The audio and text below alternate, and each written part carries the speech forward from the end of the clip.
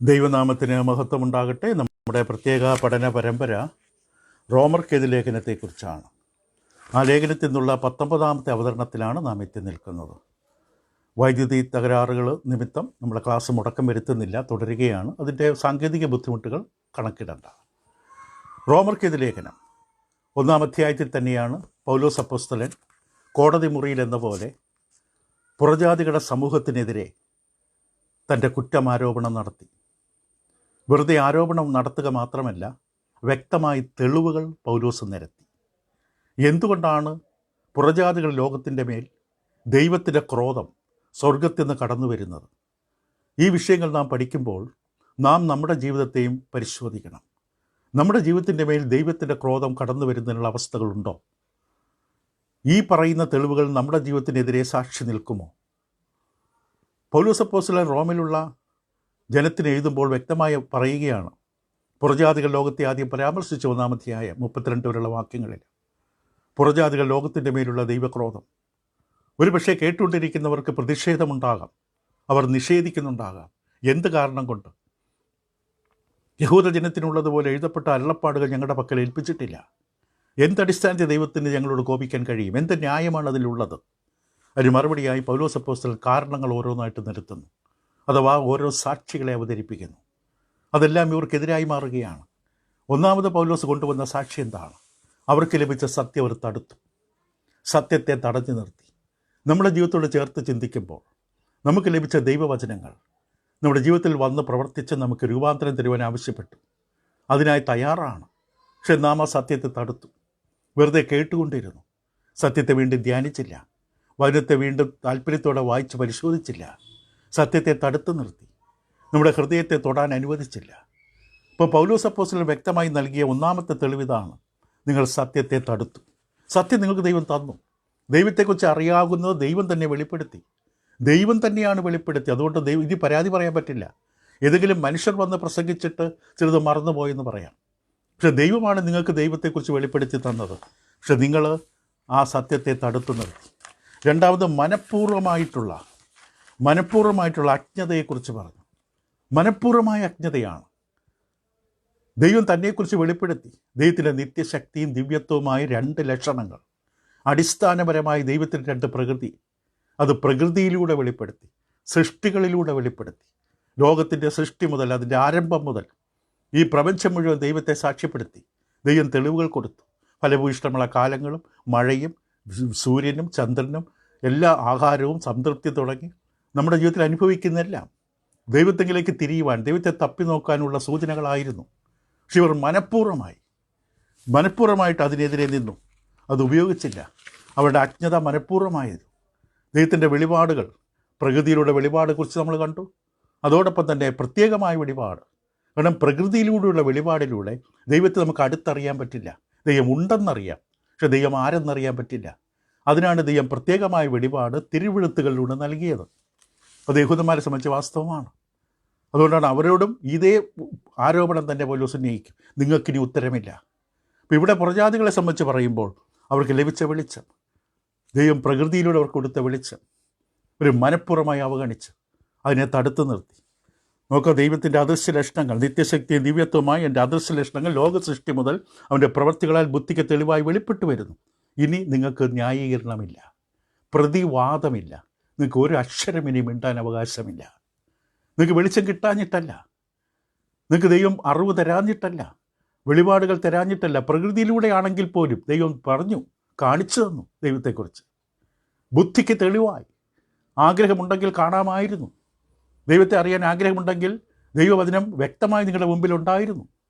പക്ഷെ നിങ്ങളത് നോക്കിയില്ല, ശ്രദ്ധിച്ചില്ല, പരിശോധിച്ചില്ല. ആ ആഗ്രഹമുണ്ടായില്ല. നിങ്ങൾ ആഗ്രഹമുണ്ടായിരുന്നെങ്കിൽ പ്രകൃതിയതീതമായ മറ്റു വെളിപാടിലേക്ക് നിങ്ങൾ നയിക്കപ്പെട്ടേനെ. വ്യക്തമായി പൗലോസ് അവരോട് സംസാരിച്ചു. തുടർന്ന് മൂന്നാമതായിട്ട് പൗലോസ് പറഞ്ഞു, ധിക്കാരപരമായ ഒരു അവഹേളനം. ദൈവത്തെ അറിഞ്ഞവരെക്കുറിച്ച് പറഞ്ഞു. ഈ വെളിപാടുകൾ ലഭിച്ചു, പക്ഷേ നിങ്ങളുടെ ധിക്കാരം കാണിച്ചു നിങ്ങൾ ദൈവത്തോട്. ഏതു വിധത്തിൽ? ദൈവത്തെ ദൈവമെന്നോർത്ത് മഹത്വപ്പെടുത്തിയില്ല. അവനെ ദൈവമെന്നോർത്ത്, ഇത് ദൈവത്തിൻ്റെ വെളിപാടാണ്, ദൈവമാണ് ദൈവത്തെ നമുക്ക് കാണിച്ചു തരുന്നത്. ദൈവത്തിന് കൊടുക്കേണ്ട മഹത്വം, ബഹുമാനം, മനുഷ്യരുടെ നിലയിൽ ദൈവത്തെ ആരാധിക്കണം.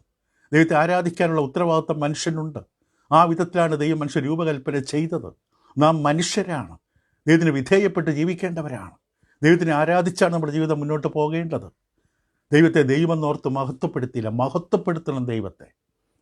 24 മണിക്കൂറും താനേ നമ്മളിൽ സംഭവിക്കുന്നതല്ല അത്. നാം തിരിച്ചറിയണം ദൈവം ആരാണ്. ദൈവത്തിൻ്റെ വെളിപാടുകളിലാണ് അറിവ് വർദ്ധിക്കണം. ദൈവത്തെ മഹത്വപ്പെടുത്തണം. മാത്രമല്ല ദൈവത്തിൽ നന്ദി കാണിക്കണം. ഈ 2 കാര്യങ്ങൾ ദൈവം വളരെ വ്യക്തമായി പറഞ്ഞു. ഇതാണ് നിങ്ങൾ താഴേക്ക് നിബന്ധിക്കാനുള്ള കാരണം. നമ്മെ സംബന്ധിച്ചും ദൈവം നമ്മൾ വേണ്ട വിധത്തിൽ ആരാധിക്കുന്നില്ല. ദൈവത്തെ ആരാധന തടുക്കുന്നതിന് എടുത്തുകളയാന് പല ശക്തികൾ ശ്രമിക്കുമ്പോൾ നാം അറിയാതെ അവരോട് പങ്കുചേരുന്നു. ദൈവത്തെ ആരാധിക്കുന്നില്ല. ദൈവത്തിൻ്റെ ആരാധന നിഷേധിക്കുന്നു. അപ്പോൾ ഇവിടെ ഇവരെ സംബന്ധിച്ച് പൗലോസ് ഉന്നയിച്ച ആരോപണം അത് തന്നെയാണ്. ദൈവത്തെ ദൈവമെന്നോർത്ത് മനസ്സിലാക്കി പഠിച്ച് അറിഞ്ഞ് ദൈവത്തെ മഹത്വപ്പെടുത്തണം. നമ്മുടെ എല്ലാ ശുശ്രൂഷകളും ദൈവം മഹത്വപ്പെടണം. ദൈവത്തിൽ നിന്ന് വാങ്ങിക്കൂട്ടുന്ന നന്മകൾക്ക് നാം ദൈവത്തോട് നന്ദി പറയണം. നമുക്ക് ആവശ്യമുള്ള എല്ലാ നന്മകളും, നമ്മുടെ ശ്വാസം, ജീവൻ, വെള്ളം, വായു, ആഹാരം, തൃപ്തി തുടങ്ങിയ സകലതും പ്രവൃത്തികൾ 14:17, പ്രവൃത്തികൾ 17:25 നമ്മൾ കണ്ടു. അപ്പോൾ ഇത് ചെയ്തില്ല അവർ. അതുകൊണ്ട് താഴേക്ക് പതിക്കുകയാണ്. ഒരാൾ പെട്ടെന്നല്ല വീഴുന്നത്, നാളുകളെടുത്താണ് പതനം സംഭവിക്കുന്നത്. ഈ പതനത്തിൻ്റെ ആദ്യത്തെ തുടക്കം ഇതാണ്. ദൈവത്തുള്ള ആരാധന തളരും. ദൈവത്തെ ആരാധിക്കാൻ കഴിയാതെ വരും. ദൈവത്തിന് മഹത്വം കൊടുക്കാതെ ജീവിതം തുടങ്ങും. അപ്പോൾ പിന്നീട് ദൈവത്തോട് നന്ദികേട് കാണിക്കും. ഒരു മനുഷ്യൻ്റെ പതനത്തിൻ്റെ ഏറ്റവും വലിയ സൂചനയാണിത്. അപ്പോൾ നാം ജീവിക്കുന്ന ലോകത്തിലും നാമും ദൈവത്തെ മഹത്വപ്പെടുത്തുവാൻ പരാജയപ്പെടാറുണ്ട്. ദൈവത്തിന് വേണ്ടതായി നന്ദി കൊടുക്കാറില്ല. റോമലേഖനം 1-ാം അധ്യായത്തിൻ്റെ 20-ാം വാക്യം അവരുടെ പൗലോസിൻ്റെ ലോകത്തെക്കുറിച്ച് മാത്രമല്ല, പൊതുവായ ലോകത്തെക്കുറിച്ച് നമ്മെ സംബന്ധിച്ച് വാസ്തവമാണ്. നമുക്കെതിരെയുള്ള ആരോപണവുമാണ്.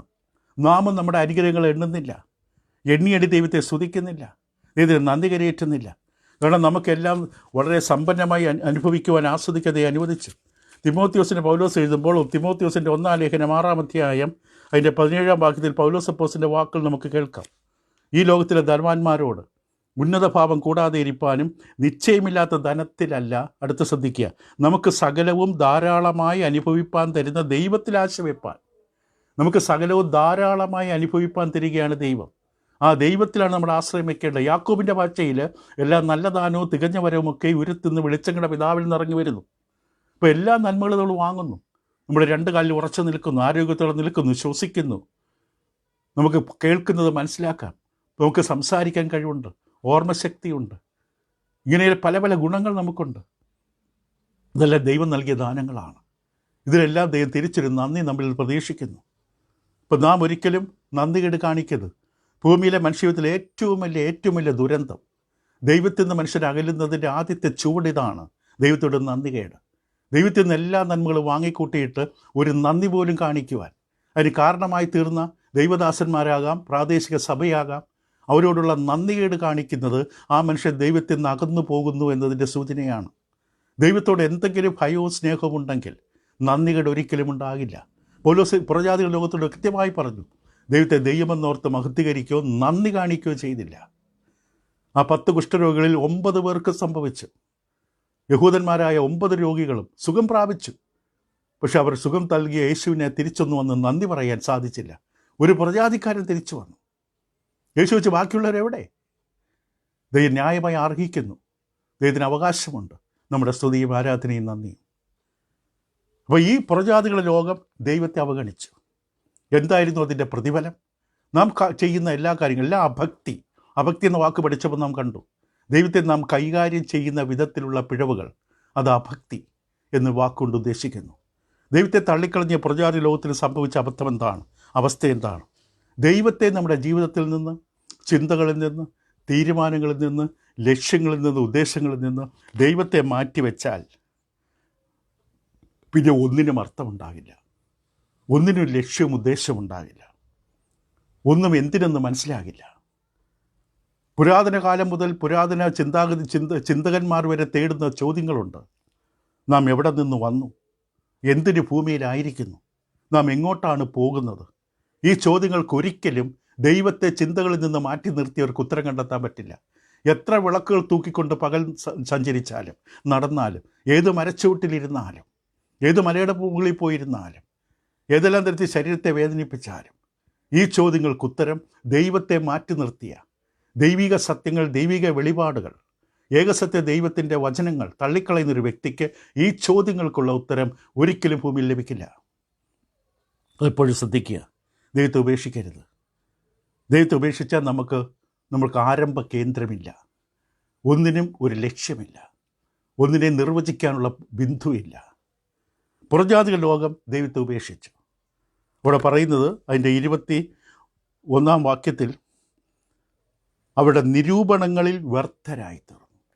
ഇവിടെ നിരൂപണങ്ങൾ, അവിടെ ചിന്താഗതികൾ പ്രയോജനമില്ലാത്തത്, ശൂന്യം, നിഷ്ഫലം ആയിത്തീർന്നു. അവിടെ ചിന്താഗതികൾ. ദൈവത്തെ മാറ്റിയെടുത്ത മനുഷ്യരുടെ ചിന്തകൾ കൊണ്ടൊരു കാര്യവുമില്ല. കേൾക്കുമ്പോൾ വാചാലമായിട്ട് വാഗ്ധോരണികൾ വാഗ്മികളെപ്പോലെ സംസാരിക്കും, പക്ഷെ ഒരു പ്രയോജനവുമില്ല.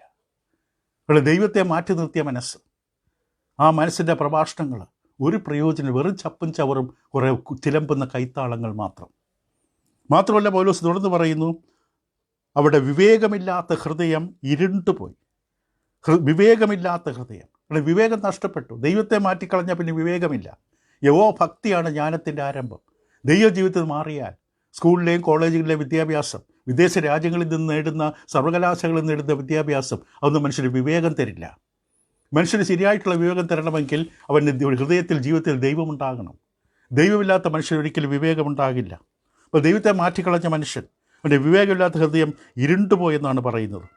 യവന ഭാഷയിൽ ഈ വാക്കുകൊണ്ട് അർത്ഥമാക്കുന്ന ദൈവത്തിന് വിരോധമായി മനുഷ്യൻ കാട്ടിക്കൂട്ടുന്ന ഈ അവജ്ഞയുടെ ആഴം നമുക്ക് ചിന്തിക്കുന്നേക്കാളും ആഴമുള്ളതാണ്. നമുക്ക് ഒരു പ്രയോജനമില്ലാത്ത ചിന്തകളാണ് ഈ മനുഷ്യൻ്റെ ചിന്തകൾ കൊണ്ട്. എന്ത് പ്രയോജനം? അവന് ആത്മീകമായി പ്രയോജനമില്ലാത്ത ചിന്തകൾ, ചിന്താധാരകൾ, എന്തിന്? ഒരു ആവശ്യവുമില്ല. പൗലോസ് ഒരു വിധത്തിൽ പറയുന്നത് ഒരു ന്യായമല്ലാത്ത ബുദ്ധിയാണ്. അവിടെ ബുദ്ധിക്കും ന്യായത്തിനും ഒരു അർത്ഥവുമില്ല. ഒരു പരിഭാഷയിൽ പറഞ്ഞിരിക്കുന്നത് ശുദ്ധ അസംബന്ധമാണ് അവിടെ ചിന്തകളെല്ലാം. ദൈവത്തെ മനസ്സിൽ നിന്ന്, ചിന്തകളിൽ നിന്ന് മാറ്റിക്കഴിഞ്ഞാൽ പിന്നീട് വരുന്ന എല്ലാ വാദഗതികളും ശുദ്ധ അസംബന്ധമാണ്. അവർ മൂഢരായിപ്പോയി. അതാണ് വാക്കോടെ ഉപയോഗിച്ചിരിക്കുന്ന ദൈവത്തിൻ്റെ ആത്മാവ്. അവിടെ വിവേകമില്ലാത്ത ഹൃദയം ഇരുണ്ടുപോയി. ജാതികളെന്ന് പറഞ്ഞുകൊണ്ട് അവർ മൂഢരായിപ്പോയി. തിരിച്ചറിവ് നഷ്ടപ്പെട്ടവർ, ഗ്രഹിക്കാനുള്ള കഴിവില്ലാതെ പോയവർ, ബോധമില്ലാത്തവർ, മൂഢന്മാർ. ചില ബൈബിളിലെ പരിഭാഷയിൽ സ്റ്റുപ്പിഡ് എന്ന വാക്ക് ഉപയോഗിച്ചിരിക്കുന്നു. അപ്പോൾ പുറജാതികളെ സംബന്ധിച്ച് ദൈവം അവർക്ക് നൽകിയ ഈ സത്യം, വെളിച്ചം അവർ നിഷേധിച്ചപ്പോൾ ഹൃദയം എന്തായി? മൂഢമായിപ്പോയി. തിരിച്ചറിവ് നഷ്ടപ്പെട്ടു. ബോധമില്ലാത്ത മൂഢത്വത്തിൻ്റെ അവസ്ഥയിലേക്ക് അവിടെ ഹൃദയം ഇരുണ്ടുപോയി. ഹൃദയത്തിൽ മുഴുവൻ ഇരുട്ടാണ്. നമുക്കറിയാം, ഇരുട്ടത്തൊന്നും കാണാൻ പറ്റില്ല. അവിടെ മൂഢത്തരം നിറഞ്ഞ ന്യായങ്ങൾ, ചിന്താഗതികൾ. കാരണം ദൈവം നൽകിയ വെളിച്ചം ഊതിക്കെടുത്തിയതുകൊണ്ട് അവർക്ക് സംഭവിച്ച അവസ്ഥ. ഇത് അവരുടെ തന്നെ തെറ്റിൻ്റെ ഫലമാണ്. അവർ തന്നെ എടുത്ത തീരുമാനങ്ങളുടെ ഫലമാണ് ഈ താഴേക്കുള്ള യാത്ര. അവിടെ വ്യക്തമായി ശ്രദ്ധിക്കുക. അവിടെ പറഞ്ഞ് ഹൃദയം ഇരുണ്ടുപോയെന്നാണ് പറഞ്ഞത്, ചിന്തകൾ ഇരുണ്ടുപോയെന്നല്ല. ചില മനുഷ്യരുടെ ധാരണ ദൈവത്തെ ജീവിതത്തിൽ തള്ളിക്കളയുന്നത് ചിന്തകളുടെ കുഴപ്പം കൊണ്ടാണ്. ഒരിക്കലുമല്ല. ദൈവം പറഞ്ഞത് ഹൃദയത്തിൻ്റെ കുഴപ്പമാണ്, മനസ്സിൻ്റെ കുഴപ്പം കൊണ്ടല്ല, ചിന്തകളുടെ കുഴപ്പം കൊണ്ടല്ല. അത് പിന്നീട് വരുന്നു ചിന്തകൾ. ദൈവത്തെ തള്ളിക്കളഞ്ഞതിൻ്റെ ന്യായം കണ്ടെത്താൻ പിന്നീട് ചിന്തിച്ച് ചിലത് കണ്ടുപിടിക്കും. യഥാർത്ഥ ഹൃദയത്തിൻ്റെ പ്രശ്നമാണ്, വൈകാരിക തലത്തിലെ പ്രശ്നമാണ്. കാരണം മനുഷ്യന് ദൈവത്തെ ആവശ്യമില്ല. എനിക്ക് ദൈവം വേണ്ട, അത് പരസ്യമായി പറയില്ലെന്ന് മാത്രമേ ഉള്ളൂ. അതിന് പകരം പല ന്യായങ്ങൾ പറയും. ഞാൻ പോകുന്നിടത്ത് ആരും ശരിയല്ല, അവിടെ ദൈവനെ സംസാരിക്കുന്ന പ്രഭാഷകൻ ശരിയല്ല, എൻ്റെ കൂടെ അടുത്തിരിക്കുന്നവർ ശരിയല്ല. അങ്ങനെയുള്ള പല കാരണങ്ങൾ കണ്ടെത്തും. ശരിക്കും പ്രശ്നം അവിടെ ഹൃദയത്താണ്. വിവേകമില്ലാത്ത ഹൃദയം, ദുഷ്ടഹൃദയം എന്ന് എബ്രായത്തിൽ പറയും. ആ ദൈവത്തെ തള്ളിക്കളഞ്ഞതിന് പിന്നെ ന്യായങ്ങൾ കണ്ടെത്തും. അപ്പോൾ പൗലോസിൻ്റെ ഈ പരുഷമായ ഈ അവലോകനം അതിൻ്റെ 22-ാം വാക്യത്തിൽ എൻ്റെ ക്ലൈമാക്സിൽ, പാരമ്യത്തിൽ എത്തുകയാണ്. ജ്ഞാനികളെന്ന് പറഞ്ഞുകൊണ്ട് അവർ മൂഢരായിപ്പോയി. അക്ഷയനായ ദൈവത്തിൻ്റെ തേജസ്സിനെ അവർ പിന്നീട് വെറും മൃഗങ്ങളും പക്ഷികളും ഇഴജന്തുക്കളും നാൽക്കാലികളുമായി തരം താഴ്ത്തും. നമുക്ക് അടുത്ത തെളിവായിട്ട് കാണാം അടുത്ത ദിവസം. അപ്പോൾ പൗലോസിൻ്റെ ശക്തമായ പരുഷമായ ഈ അപഗ്രഥനം, ജ്ഞാനികളെന്ന് പറഞ്ഞുകൊണ്ട് അവർ മൂഢരായിപ്പോയി. റോമാ സഭയ്ക്കാണ് എഴുതുന്നത്. റോം എന്താണ്? റോമൻ പട്ടണം എന്താണ്? ചുറ്റുപാടുള്ള പട്ടണങ്ങൾ എന്താണ്? വാഗ്മികളെ കൊണ്ട്, പണ്ഡിതന്മാരെ കൊണ്ട്, തത്വചിന്തകന്മാരെ കൊണ്ട്, നയതന്ത്ര ജ്ഞാനികളെ കൊണ്ട്, എഴുത്തുകാരെ കൊണ്ട് എല്ലാം നിറഞ്ഞ പട്ടണങ്ങൾ. ഈ പട്ടണത്തിൽ മുഴുവൻ വളരെ ഉന്നതമായിട്ടുള്ള വാഗ്മികളും ചിന്തകന്മാരും പണ്ഡിതന്മാരുമൊക്കെയുള്ള പട്ടണങ്ങളാണ്. ഇവർ ജ്ഞാനികളെന്ന് അവകാശപ്പെടുക മാത്രമല്ല, ലോകപ്രസിദ്ധമാണ് ഇവരുടെ ജ്ഞാനം. യവന തത്വചിന്തകന്മാർ, ഇവരുടെ ജ്ഞാനം ലോകപ്രസിദ്ധമാണ്. പൗലോസ് ഇവയെ മൊത്തത്തിൽ എല്ലാവരും ചേർത്ത് ഒറ്റ വാക്കിൽ പൗലോസ് അവരെ ഉപസംഹരിച്ചു: മൂഢന്മാർ, ഇംഗ്ലീഷിൽ ഫൂൾസ്. ഈ വാഗ്മികൾ, തത്വചിന്തകന്മാർ, പണ്ഡിതന്മാർ, നയതന്ത്ര വിദ്വാൻമാർ, ഇവരെല്ലാം പൗലോസ് ഒരുമിച്ച് ചേർത്ത് പറഞ്ഞു: മൂഢരാണ് നിങ്ങൾ. മൂഢനെന്ന് പറഞ്ഞാൽ വിദ്യാഭ്യാസമില്ലാത്തതുകൊണ്ടോ ബുദ്ധിയില്ലാത്തത് കൊണ്ടല്ല. കാരണം ദൈവത്തിൻ്റെ ഈ ലോകത്തെ, ദൈവം സൃഷ്ടിച്ച കാര്യങ്ങളെയൊക്കെ ഇവിടെ ദൈവത്തെ മാറ്റി നിർത്തി വിശദമാക്കുവാൻ, വ്യാഖ്യാനിക്കാൻ, മനസ്സിലാക്കാൻ ശ്രമം നടത്തുന്നത് കൊണ്ട് അവരെ മൂഢരെന്ന് വിളിച്ചു. ഒരു സ്കൂളിലും കോളേജിലും പോകാതെ വിദ്യാഭ്യാസമില്ലാത്തത് കൊണ്ടല്ല അവരെ മൂഢന്മാരെന്ന് വിളിച്ചത്. ഇവരെ മൂഢന്മാരെന്ന് വിളിച്ചതിൻ്റെ കാരണം എന്താണ്? ഈ ലോകത്തെയും ഈ ലോകത്തിലുള്ള വസ്തുതകളെയും ദൈവത്തിൻ്റെ വെളിപാടിലൂടെ, ദൈവം വെളിപ്പെടുത്തിയ വെളിപാടുകൾ കൂടാതെ വിശദീകരിക്കാൻ ശ്രമം നടത്തുന്നു. പരീക്ഷണശാലകളിലോ മറ്റു പല സ്ഥലങ്ങളിലോ ദൈവത്തെ മാറ്റി നിർത്തി, ദൈവം ഈ ലോകത്തെക്കുറിച്ച് പറഞ്ഞിരിക്കുന്ന വെളിപ്പെടുത്തിയ വെളിപാടുകൾ പരിശോധിക്കാതെ സ്വന്തം കഴിവ് വെച്ചുകൊണ്ട് ഈ ലോകത്തിലുള്ളതിനെ പരിശോധിക്കാൻ ശ്രമിക്കുമ്പോൾ നിങ്ങൾ മൂഢരാണ്. നിങ്ങൾ തുടങ്ങേണ്ടത് എന്നിൽ നിന്നാണ്. എൻ്റെ ഹിതമനുസരിച്ച്, എൻ്റെ ആലോചന അനുസരിച്ച് വേണ്ടി നോക്കാൻ. ഈ ഭൂമി ഞാൻ സൃഷ്ടിച്ചതാണ്. എന്നോട് ചോദിക്കണം, ഞാൻ പറഞ്ഞത് കേൾക്കണം. എന്തിനാണ് ഞാൻ ഭൂമിയെ സൃഷ്ടിച്ചതെന്ന് അറിയാൻ. അല്ല, എന്നെ മാറ്റി നിർത്തിക്കൊണ്ട് നിങ്ങൾ ഭൂമിയെ അന്വേഷിക്കാൻ ശ്രമിച്ചാൽ നിങ്ങൾക്ക് എല്ലാം തെറ്റും. അതുകൊണ്ടാണ് നിങ്ങൾ മൂഢരെന്ന് പറഞ്ഞത്. ഒരുതരം മന്ദബുദ്ധികളായ വിഡ്ഢികൾ, വിദ്യാഭ്യാസമുള്ള മന്ദബുദ്ധികളായ വിഡ്ഢികൾ എന്ന് വേണമെങ്കിൽ ഇവരെ വിളിക്കാം. പൗലോസിൻ്റെ ഭാഷയിൽ ഒരു വിദ്യാഭ്യാസമുണ്ട്. 3-4 ഉന്നത വിദ്യാഭ്യാസ നിലവാര ഡിഗ്രികൾ അവർക്കുണ്ട്. ഒരുപക്ഷെ റാങ്കുകൾ നേടിയവരാണ്. പക്ഷെ ദൈവം വിളിച്ച് നിങ്ങൾ വിദ്യാഭ്യാസമുള്ള മൂഢന്മാർ. ഒരു ജ്ഞാനികളെന്ന് പറഞ്ഞുകൊണ്ട്, ഒരു അവകാശപ്പെടുന്ന ജ്ഞാനികളെന്നാണ്. ലോകം ഒരുപക്ഷെ കൈയടിച്ച് അഭിനന്ദിക്കുന്നു. ദൈവം, നിങ്ങൾ മൂഢരാണ്. എന്നെ നിങ്ങൾ തള്ളിക്കളയുന്നതോടുകൂടി നിങ്ങളുടെ വിജ്ഞാനം മൂഢത്തരമായി മാറും. പൗലോസിൻ്റെ ഈ വാക്കുകൾ അന്നത്തെ കാലത്ത് മാത്രമല്ല, ഇന്ന് നമ്മുടെ കാലത്തെ വിവരിക്കുന്നതാണ്. നമ്മുടെ ചുറ്റും ഇതെന്തൊക്കെയാണ്? തത്വചിന്തകന്മാരുടെ വലിയ പ്രവാഹമാണ്.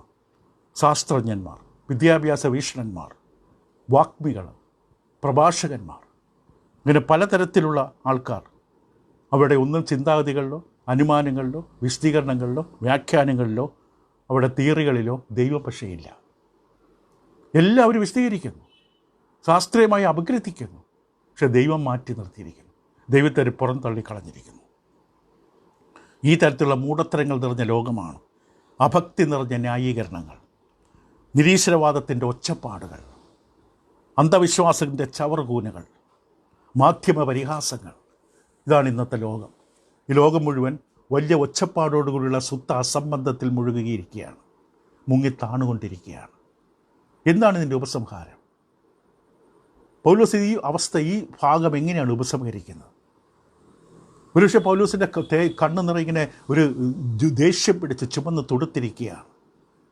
പൗലോസ് ഒരുപക്ഷെ ചോദിക്കണം, നിങ്ങൾ എന്ന് മനസ്സിലാക്കും മനുഷ്യരവൻ്റെ വഴികളെ നേരെയാക്കാൻ കഴിവില്ല, യഥാർത്ഥ വഴി കണ്ടെത്താൻ മനുഷ്യന് സ്വന്തം ബുദ്ധിയിൽ കഴിയില്ല എന്നുള്ള സത്യം നിങ്ങൾ എങ്ങനെ എപ്പോൾ കണ്ടെത്തും? എങ്ങനെ മനസ്സിലാക്കും? യിരെമ്യാവ് 10:23 യിരെമ്യാവ് പറഞ്ഞു, യഹോവേ, മനുഷ്യന് അവൻ്റെ വഴികളും നടക്കുന്നവൻ്റെ പാതകളും നേരെയാക്കാൻ സ്വാധീനമില്ല. മനുഷ്യൻ എത്ര മലമുളിക്കേറിയാലും എവിടെയൊക്കെ പോയാലും അവൻ്റെ സ്വയം കഴിവുകൊണ്ട് അവന് യഥാർത്ഥമായ നിത്യതയിലേക്കുള്ള പാത കണ്ടെത്താൻ പറ്റില്ല. ദൈവത്തെ കൂടാതെ മനുഷ്യൻ്റെ ന്യായങ്ങൾ കൊണ്ട്. അത് മൂഢത്തരമാണ്. മനുഷ്യന്യായങ്ങൾ അത് അറിവില്ലാത്തതാണ്. അത് വെറും അജ്ഞതയുടെ ഒരു വലിയ കുളമാണ്. അവിടെ നിന്ന് ഒരു ഉത്തരവും കിട്ടില്ല. ഇത് എന്താ സംഭവിപ്പിക്കുന്നത്? അധംപതനം. ദൈവത്തിൻ്റെ യഥാർത്ഥ മാർഗങ്ങളിൽ നിന്ന് മനുഷ്യൻ അധംപതിച്ച് താഴേക്ക് പോകുന്നു. അതാണ് 21 വാക്യം വ്യക്തമായി പറഞ്ഞത്. നിരൂപണയിൽ വ്യർത്ഥരായി തീർന്നു, വിവേകമില്ലാത്ത ഹൃദയം ഇരുണ്ടുപോയി, ജ്ഞാനികളെന്ന് പറഞ്ഞുകൊണ്ട് മൂഢരായിപ്പോയി. അത് തരം താഴുകയാണ്, താഴേക്ക് പോവുകയാണ്. ഏകദൈവ വിശ്വാസത്തിൽ ദൈവം ആരംഭിച്ച മനുഷ്യൻ ഇന്ന് ബഹുദൈവ വിശ്വാസം, നിരീശ്വരവാദം, പല വാദഗതികൾ കൊണ്ട് നിറഞ്ഞു നിൽക്കുന്നു. ഇതെവിടെ നിന്ന് തുടങ്ങി? ദൈവത്തെ ദൈവമെന്നോർത്ത് മഹത്വീകരിച്ചില്ല, ദൈവത്തിന് നന്ദി കരയേറ്റിയില്ല. മാനുഷിക ചിന്തകളിൽ ദൈവത്തെ മാറ്റി നിർത്തിക്കൊണ്ട് പല ഉപസംഹാരങ്ങൾ, പല തിയറികൾ, അനുമാനങ്ങൾ അവർ കൊണ്ടുവന്നു. അവരുടെ വിവേകമില്ലാത്ത ഹൃദയത്തിൻ്റെ, ഇരുണ്ട ഹൃദയത്തിൽ നിന്ന് പല ആലോചനകൾ കൊണ്ടുവന്നു. ഇന്നത് ആധുനിക മനുഷ്യൻ ദൈവത്തെ നിഷേധിക്കുമ്പോൾ, ദൈവം നൽകിത്തുന്ന ഉത്തരങ്ങളെ തള്ളിക്കളയുമ്പോൾ ഡാർവിൻ സിദ്ധാന്തം പോലെയുള്ള പുതിയ സുവിശേഷങ്ങൾ അവൻ അവതരിപ്പിക്കുകയാണ്. പുതിയ ബൈബിൾ എഴുതുകയാണ്. ആർട്ടിഫിഷ്യൽ ഇൻ്റലിജൻസ് എന്നൊക്കെ പറയുന്ന പുതിയ സംവിധാനത്തിലൂടെ പുതിയ ചിന്താഗതികൾ മനുഷ്യൻ്റെ മനസ്സിൽ കുത്തി നിറയ്ക്കുകയാണ്. അവനെ തന്നെ ആരാധിക്കുകയാണ്. അവൻ്റെ കേമത്തരത്വവും അവൻ്റെ ശ്രേഷ്ഠതകളും കണ്ടുപിടുത്തങ്ങളും അവൻ്റെ ഉന്നതത്തിൽ കൊണ്ട് ഇരുത്തിയെന്നുള്ള അബദ്ധധാരണയില്ല. അവനെ ആരാധിക്കുന്ന ബുദ്ധിശൂന്യമായ അവസ്ഥ, അന്ധമായ അവസ്ഥ. ഇപ്പോൾ ദൈവത്തെ തള്ളിക്കളയുമ്പോൾ, ആരുടെ ഛായയിലാണോ നാം സൃഷ്ടിക്കപ്പെട്ടത് ആ ദൈവത്തെ നാം ഉപേക്ഷിക്കുമ്പോൾ നാം സ്വയം അധംപതിക്കുകയാണ്. പുരോഗമിക്കുകയല്ല. എഫേസ് ലേഖനം 4-ാമത്തെ 17-19 വാക്യങ്ങൾ വായിച്ച് കേൾക്കേണ്ടതാണ്. പൗലോസ് അപ്പോസ്തലൻ എഫെസോസിലെ സഭയ്ക്ക് എഴുതുമ്പോഴും ഇതേ അവസ്ഥ അവിടെയും വിവരിച്ചു. എഫേസ് ലേഖനം 4-ാം അധ്യായം 17 മുതൽ 19 വരെ. ആകയാൽ ഞാൻ കർത്താവിൽ സാക്ഷീകരിച്ച് പറയുന്നത് എന്തെന്നാൽ, ജാതികൾ തങ്ങളുടെ വ്യർത്ഥ ബുദ്ധി അനുസരിച്ച് നടക്കുന്നത് പോലെ ഇനി നിങ്ങൾ നടക്കരുത്. അവർ അന്ധബുദ്ധികളായി, അജ്ഞാനം നിമിത്തം, ഹൃദയകാഠിന്യം നിമിത്തം. അപ്പോൾ ഇത് പൊതുവായ സത്യമാണ്. അതുകൊണ്ട് എഫെസോസ് സഭയോട് ഇത് പറഞ്ഞു, പുറജാതികളെക്കുറിച്ച് പറഞ്ഞു. അന്ധബുദ്ധികളായി, അജ്ഞാനം നിമിത്തം, ഹൃദയകാഠിന്യ നിമിത്തം തന്നെ ദൈവത്തിൻ്റെ ജീവനിൽ നിന്ന് അകന്ന് മനം തഴമ്പിച്ച് പോയവരാകിയാൽ അത്യാഗ്രഹത്തോടെ സകല അശുദ്ധിയും പ്രവർത്തിപ്പാൻ ദുഷ്കാമത്തിന് തങ്ങളെ തന്നെ ഏൽപ്പിച്ചിരിക്കുന്നു. ഇതാണ് മനുഷ്യൻ്റെ അധംപതനം. ദൈവത്തെ ജീവിതത്തിൽ നിന്ന് മാറ്റി നിർത്തിയാൽ അധംപതിക്കും, പുരോഗമിക്കില്ല. സമ്പത്ത് വർദ്ധിച്ചെന്ന് വരും, പുതിയ വീടുകൾ പണിതെന്ന് വരും, വില കൂടിയ വസ്ത്രങ്ങളും വാഹനങ്ങളും വാങ്ങിക്കൂട്ടിയെന്ന് വരും. പക്ഷേ വാസ്തവത്തിൽ അധംപതിച്ചവനാണ്. നമ്മുടെ ജീവിതത്തിൽ ദൈവമില്ല. ദൈവത്തെ ഉപേക്ഷിച്ച് ദൈവം നൽകി തന്ന വെളിച്ചം ഊതിക്കെടുത്തി. ഇപ്പോൾ ദൈവത്തെ നിഷേധിക്കുമ്പോൾ, മനുഷ്യൻ അവനെ തന്നെ കൊടുമുടിയിൽ കയറ്റി ഇരുത്തുമ്പോൾ, എല്ലാം അറിയാം ജ്ഞാനി എന്നൊരു ഭാവം ധരിക്കുമ്പോൾ, ദൈവത്തിൻ്റെ പരിജ്ഞാനത്തെ തള്ളിക്കളയുമ്പോൾ വാസ്തവത്തിൽ മൂഢനാണ്. ദൈവം ധനവാനെ വിളിച്ചത് എന്താണ്? ലൂക്കോസ് 14-ാം അധ്യായത്തിൽ മൂഢ. അവൻ സമ്പത്തിൽ ആശ്രയിച്ചു. ഇപ്പോൾ മനുഷ്യൻ ദൈവത്തിൻ്റെ വചനത്തിന് പകരം വെളിപാടിന് പോലെ സ്വന്തമായ വ്യാഖ്യാനങ്ങൾ അവതരിപ്പിക്കും. അവനെക്കുറിച്ച്, ലോകത്തെക്കുറിച്ച്, ചുറ്റുമുള്ള അവസ്ഥകളെക്കുറിച്ച്. അതാണ് ഇന്നത്തെ നിരീശ്വരവാദം, വിഗ്രഹാരാധന, ബഹുദൈവ വിശ്വാസം. ഇതൊക്കെ കാണിക്കുന്നു. 14-ാം സംഘത്തിൽ 1-ാം വാക്യം, ദൈവമില്ല എന്ന് മൂഢൻ തൻ്റെ ഹൃദയത്തിൽ പറയുന്നു. ഹോസിയ 4:6, എൻ്റെ ജനം പരിജ്ഞാനമില്ലായെങ്കിൽ നശിച്ചു പോകും. 1 Corinthians 1:20, ലോകം ജ്ഞാനത്താൽ ദൈവത്തെ അറിയുന്നില്ല. 1 Corinthians 3-ാം അധ്യായം 18-20 വരെ. അത് വായിച്ച് അവസാനിപ്പിക്കട്ടെ. 1 Corinthians 3-ാം അധ്യായം 18-20 വരെ. ആരും തന്നെത്താൻ വഞ്ചിക്കരുത്. താൻ ഈ ലോകത്തിൽ ജ്ഞാനി എന്ന് നിങ്ങളിൽ ആർക്കെങ്കിലും തോന്നിയാൽ അവൻ ജ്ഞാനി ആകേണ്ടതിന് ഭോഷനായി തീരട്ടെ. ഈ ലോകത്തിൻ്റെ ജ്ഞാനം ദൈവസന്നിധിയിൽ ഭോഷത്വമത്രേ. അവൻ ജ്ഞാനികളെ അവരുടെ കൗശലത്തിൽ പിടിക്കുന്നുവെന്നും കർത്താവ് ജ്ഞാനികളുടെ വിചാരം വ്യർത്ഥമെന്നറിയുന്നുവെന്ന് എഴുതിയിരിക്കുന്നു. യഥാർത്ഥ ജ്ഞാനം ദൈവത്തെ അറിയുമ്പോഴാണ്. ദൈവഭക്തിയാണ് യഥാർത്ഥ ജ്ഞാനം. ദൈവത്തിൻ്റെ ജ്ഞാനം വന്നാൽ, ദൈവം നമ്മുടെ ജീവിതത്തിൻ്റെ നടുവിൽ വന്നാൽ നമുക്ക് എല്ലാ കാര്യങ്ങളും ദൈവിക ദൃഷ്ടിയോടുകൂടി കാണാൻ പറ്റും. ദൈവം നിങ്ങളെ സഹായിക്കട്ടെ. തുടരാം 4-ാമത്തെ തെളിവിലേക്ക്. പൗലോസ് ഇപ്പോഴും കോടതി തന്നെ നിൽക്കുകയാണ്.